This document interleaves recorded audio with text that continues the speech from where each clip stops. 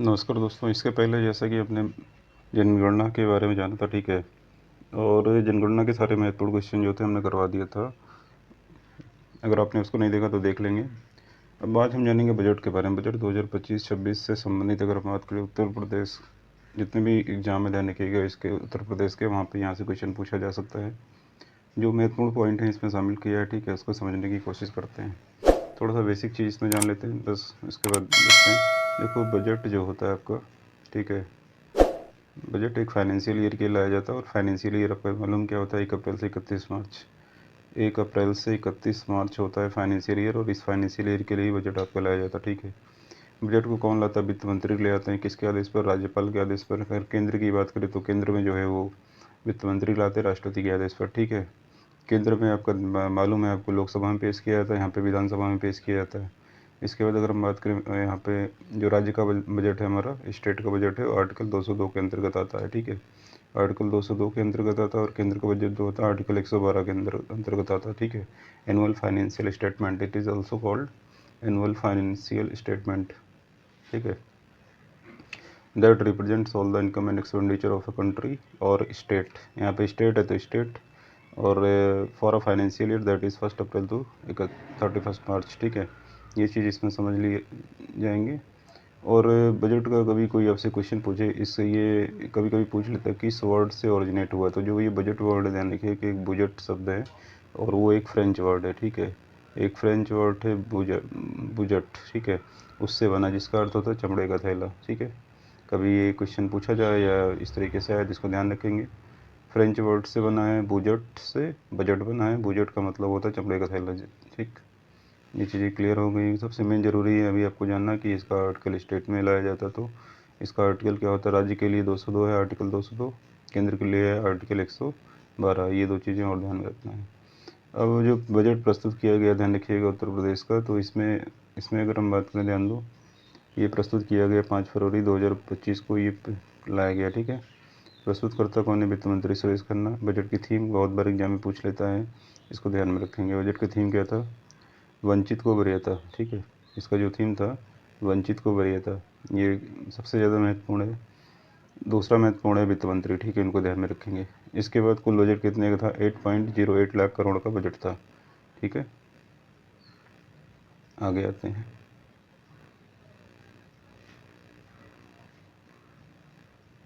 आगे अगर हम बात करें तो ध्यान दीजिएगा, यहाँ पे बजट का उद्देश्य क्या है? समावेशी विकास, सामाजिक न्याय और बुनियादी ढांचे को बढ़ावा देना, ये बजट का जो मुख्य उद्देश्य है, ठीक है। अब यहाँ पे एक क्वेश्चन आपका बन सकता है कि किस सेक्टर पर गवर्नमेंट सबसे ज़्यादा पैसा खर्च कर रही है। तो देखो, यहाँ पे कुछ सेक्टर हैं जहाँ पे सबसे ज़्यादा पैसा खर्च किया जा रहा है, और अलग अलग जो महत्वपूर्ण है उनको जानने की कोशिश करते हैं। शिक्षा सबसे महत्वपूर्ण होता है जैसे, ठीक है। शिक्षा पर सरकार का बहुत ज़्यादा फोकस है इस बार, और शिक्षा पे लगभग जो बजट है उसमें ध्यान रखिएगा, लगभग 13% पैसा गवर्नमेंट खर्च कर रही है। किस पे? बजट पे। 8 लाख करोड़ का जो लगभग का बजट है, उस पर 13% खर्च कर रही है। किस पे? शिक्षा पर। जैसे स्मार्ट क्लास, ICT लैब वगैरह बनाई जाएंगे, ठीक है। स्वास्थ्य पर गवर्नमेंट खर्च कर रही है, तो स्वास्थ्य पे अगर हम बात करें, ध्यान दीजिएगा, जैसे लगभग 6% यहाँ पे स्वास्थ्य पे खर्च कर रही है। कृषि पर 11%। कृषि महत्वपूर्ण है, स्वास्थ्य और शिक्षा, ठीक है, ये सबसे ज़्यादा महत्वपूर्ण है, इसको ध्यान में रखेंगे आप लोग। जिसमें सिंचाई योजना और ऋण सहायता, बैठकर कॉलेज वगैरह बनाए जा रहे हैं, ठीक है। बुनियादी ढांचा विकास के लिए लगभग जो हमारा कंस्ट्रक्शन का काम होता है, यानी कि इंफ्रास्ट्रक्चर डेवलपमेंट जिसको कहते हैं, जिसमें 4 नए एक्सप्रेस वे के लिए प्रावधान किया गया। डिफेंस कॉरिडोर भी इसमें शामिल है, ठीक है। इसके बाद जो है यहाँ पे ध्यान दीजिएगा, शहरी विकास के लिए 8%। कितना है शहरी विकास? AICT, देश का पहला AICT, और यूपी का पहला AICT अगर आपसे पूछा जाए तो ये कहाँ पे बनाया जा रहा है? लखनऊ में, ठीक है। कहाँ पे बनाया जा रहा है? लखनऊ में। देश का उत्तर प्रदेश का पहला, और देश का भी पहला कह सकते हो, AICT, आर्टिफिशियल इंटेलिजेंस सिटी जो बनाया जा रहा है वो लखनऊ में, ठीक। ये क्वेश्चन बहुत ज़्यादा महत्वपूर्ण है, इसके पूछे जाने की काफ़ी संभावना है। इसके बाद जो नई घोषणाएं की गई हैं उसको थोड़ा सा यहाँ पे जान लेते हैं, ठीक है। सारे क्वेश्चन यहाँ पे शामिल करे हैं। देखो, यहाँ पे जैसे किस योजना के अंतर्गत छात्राओं को स्कूटी दी जाएगी, ठीक है। जो लड़कियाँ यहाँ पे टॉप करेंगी, ध्यान रखिएगा, उनको स्कूटी देने का भी प्रावधान किया गया है। तो रानी लक्ष्मीबाई योजना के अंतर्गत ध्यान रखिएगा यहाँ पे स्कूटी देने का प्रावधान गवर्नमेंट के द्वारा किया गया। उसके बाद अगर हम बात करें एआई और तकनीकी विकास आर्टिफिशियल इंटेलिजेंस सिटी और एक्सेलेंस सेंटर की घोषणा की गई सरकार के द्वारा। हमने बताया एआई सेंटर आपको बताया लखनऊ में जैसे स्थापित किया जाएगा। डिजिटल लाइब्रेरी और स्मार्ट क्लास सभी पॉलीटेक्निक में स्थापित किए जाएंगे। ठीक है, ग्रामीण क्षेत्र में भी सरकार ये स्टार्ट करने जा रही है, ये भी ध्यान रखिएगा। डिजिटल लाइब्रेरी और स्मार्ट क्लास शिक्षा पे काफ़ी ध्यान दे रही है इस बार सरकार। गांव और शहर में ध्यान रखिएगा 58 नगर निकाय को मॉडल शहर बनाया जाएगा। तो यहाँ पे कितने नगर निकाय शामिल होंगे? 58 नगर निकाय। ठीक है, ये पॉइंट आप ध्यान रखेंगे। ऊर्जा के क्षेत्र में अगर हम बात करें तो यहाँ पे जो झांसी है और जालौन में सौर ऊर्जा परियोजनाएं शामिल की गई हैं। ठीक है, और इसके पहले अगर हम बात करें ध्यान दीजिएगा जैसे बुंदेलखंड में भी इसको पिछले बजट में सरकार ने काफ़ी ध्यान दिया था। ठीक है, बुंदेलखंड क्षेत्र के लिए भी। ठीक है, और वहीं आगे आते हैं वित्तीय स्थिति की बात करें। जैसे देखो इसमें राजस्व जो व्यय है, ठीक है, राजस्व खर्च जो होते हैं वो कितना है? लगभग 5.83 लाख करोड़ है। पूंजीगत जो व्यय है 1.65 लाख करोड़ है। राजस्व अधिशेष है 79,516 करोड़। और राजकोषीय घाटा जो है, ठीक है, 91,400 करोड़ का, जो कि हमारी ध्यान रखिएगा ग्रॉस स्टेट जीडीपी के अगर बात करें। ठीक है, मतलब सकल जो जीडीपी है उसका। ठीक है, लगभग 3% इसको कह सकते हो। तो राजकोषीय घाटा ये लगभग 3% है। ये सबसे महत्वपूर्ण ये क्वेश्चन होता है। ठीक है, ये कई बार पूछ लेता है। ठीक है, राजकोषीय घाटा वाला पॉइंट। इसके बाद अगर हम बात करें ध्यान रखिएगा ग्रॉस स्टेट डोमेस्टिक प्रोडक्ट की यहाँ पे बात की गई। ध्यान रखिएगा ये लगभग 27.5 लाख करोड़ है। ठीक है, इसके बाद और कौन सी विशेषताएं इसमें ध्यान रखिएगा जो मेन पॉइंट है? युवा महिला किसान और उद्यमियों पर भी सरकार ने इसमें काफ़ी फोकस किया है। तो इसमें ये भी पॉइंट महत्वपूर्ण है कि सरकार जो है ध्यान दे रही है। ठीक है, युवाओं पर, महिलाओं पर, किसानों पर। ठीक है, इनके लिए भी योजनाएं हैं, इसमें आगे बात करेंगे। रोजगार और स्वरोजगार पर विशेष ध्यान देने की बात की गई, ध्यान रखिएगा इस बजट में। इसके बाद ऊर्जा, तकनीकी, पर्यावरण विकास को भी इसमें प्रमुखता दी गई है। ठीक है, तो ये सबसे जो मेन फोकस है इन एरियाज़ पर है बजट में। इसके बाद जो मेन खर्चे हैं कितने हो रहे हैं इसमें से अगर आपसे पूछा जाए तो देखो कुल प्राप्तियों की बात की गई। जो कुल प्राप्तियां जो होती हैं मतलब जो पैसा आएगा गवर्नमेंट के पास, तो गवर्नमेंट के पास जो पैसा आता है एक तो आपको पता होगा टैक्स से आता है, दूसरा नॉन टैक्स से आता है। ठीक है, सरकार की इनकम का एक होता है टैक्स, दूसरा होता है नॉन टैक्स। ठीक है, अब टैक्स में जैसे आपका एक एग्जांपल दें जीएसटी। ठीक है, जीएसटी ग्रॉस डोमेस्टिक जीएसटी आपका, ठीक, गुड्स एंड सर्विस टैक्स। ठीक है, ये इनडायरेक्ट टैक्स होता है। तो जो जीएसटी लगता है उसमें केंद्र सरकार और राज्य सरकार दोनों का पार्ट होता है। ठीक है, तो स्टेट जीएसटी जो होता है उसमें हिस्सेदारी किसकी होती है? वो हिस्सा किसका होता है? राज्य सरकार का होता है। तो ठीक है, इसके बाद राजस्व प्राप्तियों की बात की जा रही है यहाँ पे। जैसे कुल प्राप्तियाँ होंगी लगभग कितना? ये आपका है लगभग 7,79,242 करोड़। उसको राजस्व प्राप्तियाँ जो होंगी ध्यान रखिएगा। ठीक है, और राजस्व प्राप्ति जो होती है जो हमने बताया ध्यान रखिएगा टैक्स और नॉन टैक्स से होता है, ये राजस्व में आ जाता है आपका। ठीक है, पूंजीगत प्राप्ति जो होती है ध्यान रखिएगा पूंजीगत प्राप्ति, इसमें राजस्व में एक चीज़ ध्यान रखिएगा टैक्स रेवेन्यू आता है। ठीक है, इसमें टैक्स रेवेन्यू जो होता है जो टैक्स से कमाया गया पैसा होता है। नॉन टैक्स जो होता है ध्यान रखिएगा जैसे पूंजीगत प्राप्तियों में सरकार जैसे लोन वगैरह जो लेगी तो नॉन टैक्स होता है। ठीक है, तो लगभग 1,16,551 करोड़ रुपए। ठीक है, ये राशि सरकार की है जो सरकार प्राप्त करेगी। दोनों को जोड़ोगे टैक्स एंड नॉन टैक्स ध्यान रखिएगा तो वो कुल प्राप्तियाँ लगभग आपका इसमें आ जाएगा। ठीक है, जो सरकार के पास हो जाता है। कर राजस्व, जो कर से राजस्व सरकार कमाएगी, सरकार जो कर राजस्व कमाएगी ध्यान रखिएगा वो ये लगभग 5.5 लाख करोड़ रुपए है। इसके बाद स्वयं का कर राजस्व, ठीक है, जो खुद का टैक्स लगाती है उससे लगभग 2,95,000 करोड़ सरकार कमाएगी। ठीक है, कमाएगी क्या मतलब इकट्ठा करेगी, कलेक्शन करेगी, क्योंकि सरकार के पास पैसा नहीं आएगा तो बजट में खर्च क्या करेगी। ठीक है, जाहिर सी बात है ये बजट का रेवेन्यू है, यहीं से ही पैसा आता है फिर खर्च भी होता है।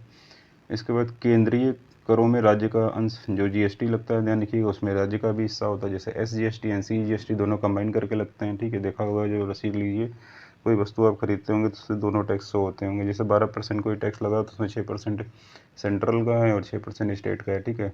तो उसमें जो केंद्रीय करों में राजस्व का अंश भी होता है, तो ये इसमें लगभग 2,55,172 करोड़ रुपए इसमें मिलेगा। इसके बाद कुल व्यय जो खर्चा होगा सरकार का, सरकार जो कुल व्यय कुल व्यय जो सरकार करेगी, ठीक है, तो कुल व्यय में कितना पैसा खर्च करेगी सरकार, इसको देखना यहाँ जरूरी है। तो कुल व्यय जो सरकार करेगी ध्यान रखिएगा, लगभग वही जो बजट में आपका है, इतने का बजट है कुल व्यय, मतलब इतना आके टोटल होता है, लगभग इतना पैसा बजट में अलॉट किया गया है। 8,08,736.06 करोड़ का बजट है पूरा, ये कुल व्यय है, मतलब जितनी इनकम होगी उतना ही खर्चा होगा। राजस्व लेखे का जो व्यय है ध्यान रखिएगा, ये लगभग 5,83,174 करोड़। पूंजी लेखे का व्यय है लगभग 2,25,561.49 करोड़, ठीक है। पॉइंट वाला नहीं याद है, फिर भी इसको याद रख लीजिएगा। लेकिन अगर अब यहाँ पे एक चीज़ ध्यान दीजिएगा, अगर आपको सबसे ज़्यादा जो पूछा जाएगा तो आप इसमें एक तो कुल व्यय जो है, क्योंकि ये इतने का बजट है और इतना खर्चा, ये ध्यान रखोगे। उसके बाद टैक्स रेवेन्यू ध्यान रखोगे, पूंजीगत व्यय ध्यान रखोगे, कुल प्राप्तियाँ ध्यान रखोगे, ठीक है, राजस्व प्राप्तियाँ, ठीक है। ये वाले पॉइंट जरूर ध्यान रखिएगा।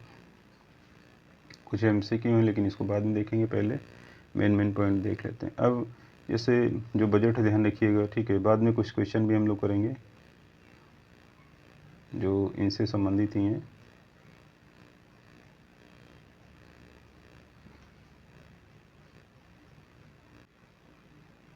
देखिए कुछ और मेन पॉइंट देखते हैं। देखो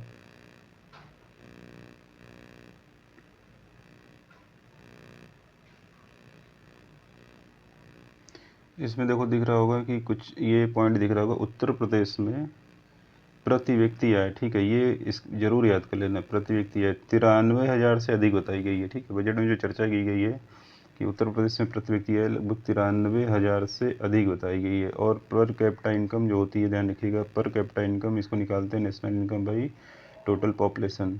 तो यहाँ नेशनल इनकम का मतलब जो मतलब स्टेट की GDP होगी, ठीक है। ये तो राष्ट्रीय आय निकालने का जो केंद्र का फार्मूला ये हमने बता दिया, ठीक है।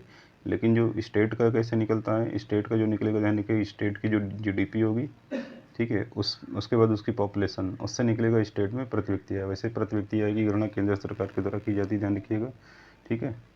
और इसको निकालने का तरीका होता है राष्ट्रीय आय बटे देश की कुल पॉपुलेशन। ये वेरी इंपॉर्टेंट क्वेश्चन कई बार एग्जाम में पूछा गया, ठीक है। अब वहीं देखो यहाँ पे बात की जा रही है कि सभी राज्यों में टैक्स कलेक्शन यूपी में सर्वाधिक है। ये भी महत्वपूर्ण पॉइंट है। अगर पूछा जाए यूपी में जो या देश में देखो पूछा जाए कि सबसे ज़्यादा टैक्स कलेक्शन में कौन सा राज्य पहले नंबर पे है, तो आपका सर्वाधिक की बात की जा रही, सभी राज्यों में टैक्स कलेक्शन में यूपी पहले नंबर पे है, ठीक है। सबसे ज़्यादा ध्यान रखिएगा प्रधानमंत्री जनधन अकाउंट खाता खोलने में भी यूपी टॉप पर है, ये भी ध्यान रखिएगा, ठीक है। कई चीज़ों में यूपी टॉप पर है, जैसे आलू के उत्पादन में यूपी टॉप पर है, ठीक है। उसके बाद दुग्ध उत्पादन में अगर हम बात करें, ठीक है, ऐसे ऐसे क्वेश्चन भी कभी कभी पूछ लेता, तो इसे थोड़ा ध्यान रखिएगा। इसके बाद यूपी की GDP 2024-25 में ध्यान रखिएगा लगभग कितनी थी, ये 27.51 लाख करोड़ थी। और 2023-24 में ध्यान रखिएगा GDP ग्रोथ रेट की बात की गई है, तो GDP ग्रोथ रेट जो रहा है ध्यान रखिएगा 11.6% रहा है यूपी की, ठीक है। ये जो GDP ग्रोथ है ध्यान रखिएगा, GDP ग्रोथ पूरी तरीके से डिपेंड करता है उस राज्य की प्रोडक्शन पर, ठीक है। जो हमारा प्रोडक्शन होता है, अब तुम्हें यहाँ पे थोड़ा सा हम समझा दें। GDP के 3 मेन सेक्टर होते हैं, ठीक है। एक तो आपका होता है ध्यान रखिएगा एग्रीकल्चर, दूसरा इंडस्ट्री और तीसरा होता है सर्विस सेक्टर, ठीक है। इसको थोड़ा मिटाते हैं फिर बताते हैं। GDP जो होती है इसके 3 सेक्टर होते हैं, पहला एग्रीकल्चर, दूसरा इंडस्ट्री और तीसरा सर्विस सेक्टर। इन तीनों को मिला के GDP, मतलब इन तीनों सेक्टर में जितना ज़्यादा उत्पादन होता है ध्यान रखिएगा उतनी ज़्यादा GDP होती है। तो एग्रीकल्चर, इंडस्ट्री और सर्विसेज में जितना ज़्यादा उत्पादन होगा ध्यान रखिएगा, जितना गुड्स एंड सर्विसेज का, तो उस राज्य की या उस कंट्री की भी अगर हम बात करें GDP बढ़ती है, ठीक है। तो यहाँ पे फिलहाल यूपी की जो GDP ग्रोथ रहा है वो हमारे केंद्र के ग्रोथ रेट से भी ज़्यादा रहा है, ठीक है। तो ये वेरी इंपॉर्टेंट क्वेश्चन है, 11.6%, इसको ध्यान में रखेंगे आप लोग। इसके बाद देखो यहाँ पे कुछ नोट्स और हैं जो सबसे ज़्यादा महत्वपूर्ण क्वेश्चन, इतने क्वेश्चन तो मिलेंगे नहीं, पहली बात आपको एक जगह, ये सारा क्वेश्चन हमने एक जगह कंपाइल किया है, ठीक है, नोट्स में। उसके बाद मैं आपको बता रहा हूँ। जैसे MSME की बात की जा रही, तो सूक्ष्म लघु एवं मध्यम उद्योग की बात की जा रही, 25-26 में ध्यान रखिएगा, इसके लिए बजट में लगभग 1,000 करोड़ रुपये दिया गया, ठीक है। ये महत्वपूर्ण क्वेश्चन होता है। उसके बाद मुख्यमंत्री युवा स्वरोजगार योजना के लिए 225 करोड़ रुपये दिया गया है, ये भी क्वेश्चन महत्वपूर्ण है, ठीक है। आगे बढ़ते हैं। मुख्यमंत्री युवा युद्ध उद्यमी विकास अभियान, इसके अंतर्गत ध्यान रखिएगा इसको जो मेन फोकस है, इसीलिए जो है यहाँ पे लगभग 225 करोड़ रुपए दिया गया है। और ये जो है ध्यान रखिएगा किस वर्ष के लिए, 2024-25 के लिए, ये भी ध्यान रखिएगा, ठीक है।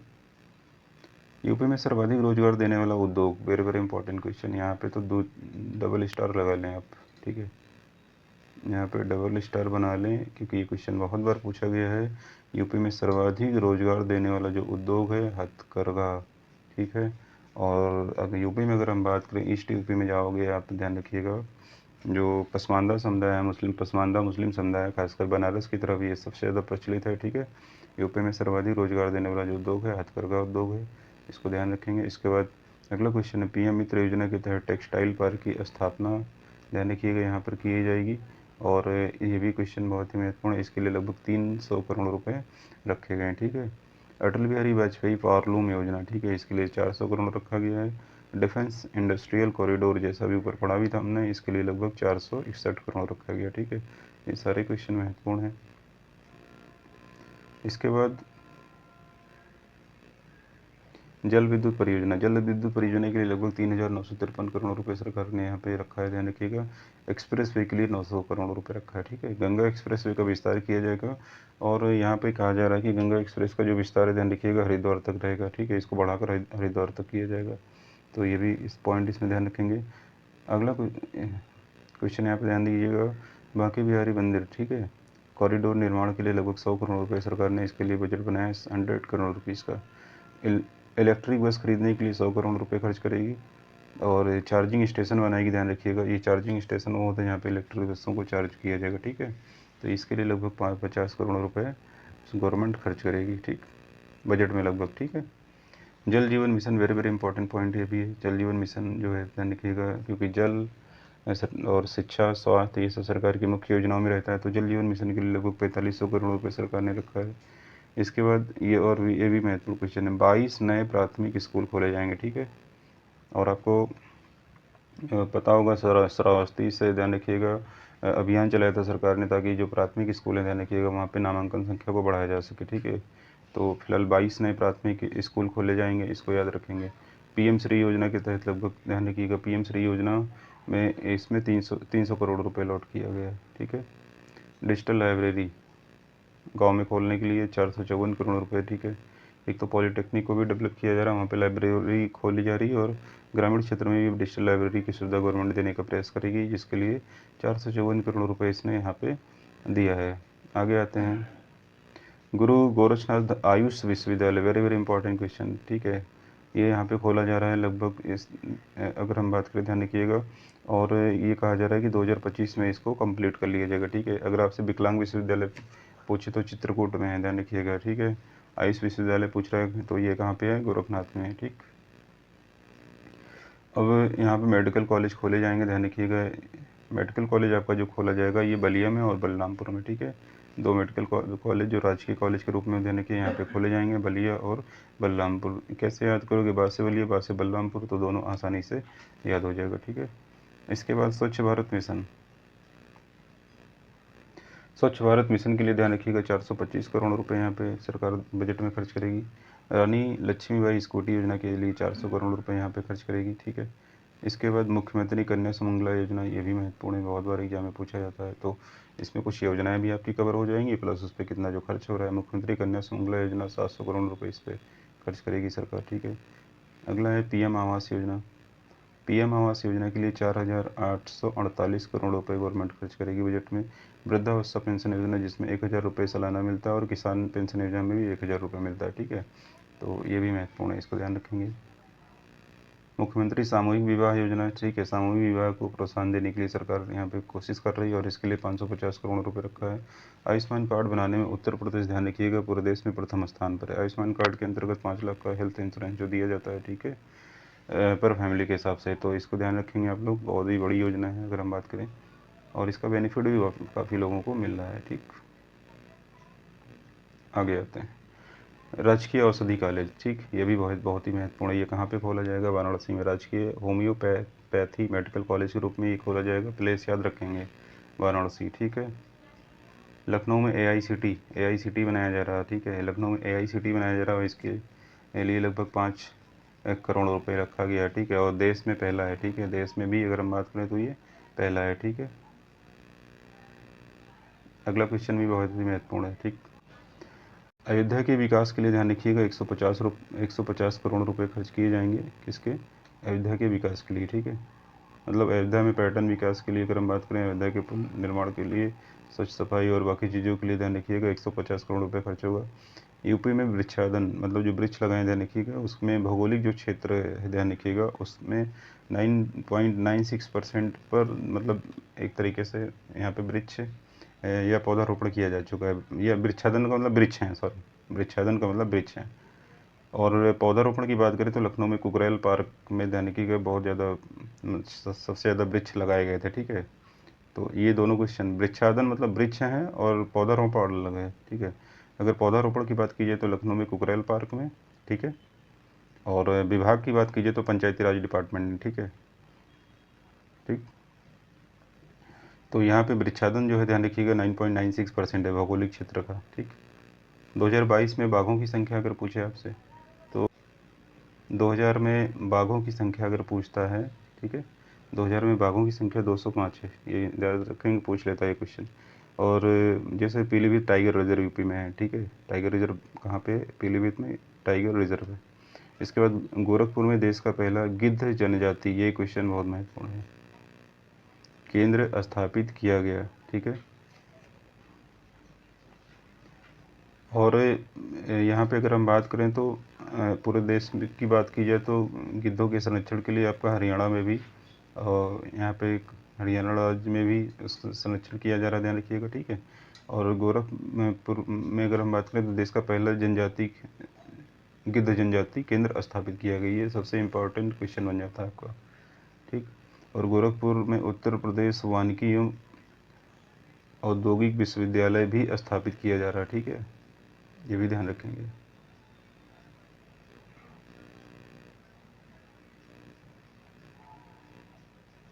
राजकोषीय घाटा आपका 2.97% है, ध्यान रखिएगा। शिक्षा पर 13% खर्च हो रहा है, ये हमने बता दिया है।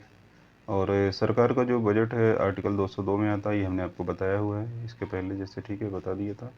और राज्य का बजट राज्यपाल द्वारा अगर बात करें विधानमंडल के समक्ष फिलहाल राज्यपाल के आदेश देते हैं और वित्त मंत्री के द्वारा विधानमंडल के समक्ष प्रस्तुत किया जाता है, ठीक है। और इसमें आगामी वित्त वर्ष का आय और व्यय का लेखा जोखा होता है। आगामी मतलब जो आने वाला है, ठीक है, जो फाइनेंशियल ईयर है 1 अप्रैल से 31 मार्च होता है, ये हमने कवर कर लिया है।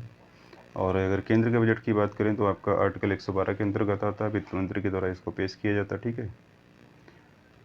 और फ्रेंच वर्ड बुजेट से बना है, जिसका अर्थ होता है चमड़े का थैला, ठीक है। अगर आपसे पूछा जाए कभी तो इतना ध्यान रखेंगे, ठीक है। ये बजट के बारे में मेन बेसिक पॉइंट हो गए, ठीक है, जो इसमें है बजट 2025-26 में।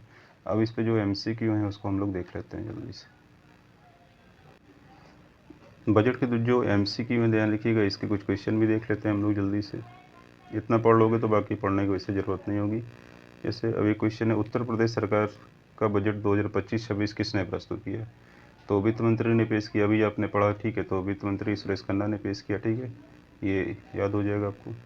इसके बाद बजट 2025-26 का कुल आकार कितना है? 6.58 लाख करोड़, 7.25 लाख करोड़, 8.08 लाख करोड़, 8.80 लाख करोड़। तो अभी अभी पढ़ के आ रहे हो आप, ठीक है, आंसर भी सामने दिया है, ठीक है, तो इसको भी ध्यान रखेंगे आप लोग, ठीक। ऐसा ही क्वेश्चन पूछा जाएगा। रानी लक्ष्मीबाई योजना किससे संबंधित है? देखो, अभी ये क्वेश्चन जैसे है, ठीक, अभी पढ़ा आपने, तो ये छात्राओं को स्कूटी देने से संबंधित है, ठीक है। अभी इसमें ऑप्शन दिया, जैसे किसानों को बीमा, AICT निर्माण, वृद्धावस्था पेंशन, तो छात्रों को स्कूटी देने से संबंधित है। अगला क्वेश्चन, झांसी और जालौन में कौन सी परियोजना स्थापित की जाएगी? ठीक, ये क्वेश्चन है, जैसे स्टील प्लांट, सौर ऊर्जा परियोजना, AI प्रयोगशाला और एक्सप्रेस वे। तो अभी पढ़ के आए हो आप, सौर ऊर्जा परियोजना यहाँ पे स्थापित की जाएगी, ठीक है। अगला क्वेश्चन देखते हैं। बजट 2025-26 की थीम क्या है? वंचित को वरीयता, ठीक है, सबका साथ सबका विकास, अंत्योदय से आत्मनिर्भरता, आत्मनिर्भर उत्तर प्रदेश। तो अभी पढ़ा आपने, वंचित को वरीयता मतलब जो भी वंचित वर्ग है ध्यान रखिएगा, उसको वरीयता देना है योजनाओं में, तो ये इसका थीम है। उत्तर प्रदेश सरकार ने कितने नए मेडिकल खोलने की योजना बनाई है, ठीक है, मेडिकल कॉलेज खोलने की योजना बनाई है। वैसे तो 2 आपको पता ही है, तो 2 आपका बलिया और बलरामपुर में खोला ही जा रहा है, ठीक है, जो कि राजकीय मेडिकल कॉलेज होंगे। और ऐसे अगर बात करें तो लगभग 6 मेडिकल कॉलेज खोले जाएंगे, ठीक है। बजट 2025-26 में किसानों को सिंचाई के लिए कितनी राशि आवंटित की गई है? 1000 करोड़, 1500 करोड़, 2000 करोड़, 2500 करोड़। तो इसका सही आंसर हो जाएगा 1500 करोड़। स्मार्ट सिटी के रूप में विकसित किए जाने वाले शहरों की संख्या कितनी है? पहला ऑप्शन है 28, दूसरा है 32, तीसरा है 58, चौथा 75। इसका सही आंसर हो जाएगा 58। मुख्यमंत्री सामूहिक विवाह योजना के लिए बजट में कितनी राशि का प्रावधान किया गया है? 300 करोड़, 400 करोड़, 500 करोड़, 600 करोड़। तो लगभग 400 करोड़ रुपए का प्रावधान किया गया है। 2025-26 में आयुष्मान भारत योजना के तहत कितनी राशि का प्रावधान किया गया है? 2000 करोड़, 2100 करोड़, 2200 करोड़, 2500 करोड़। तो लगभग 2200 करोड़ रुपए का प्रावधान इसमें किया गया है।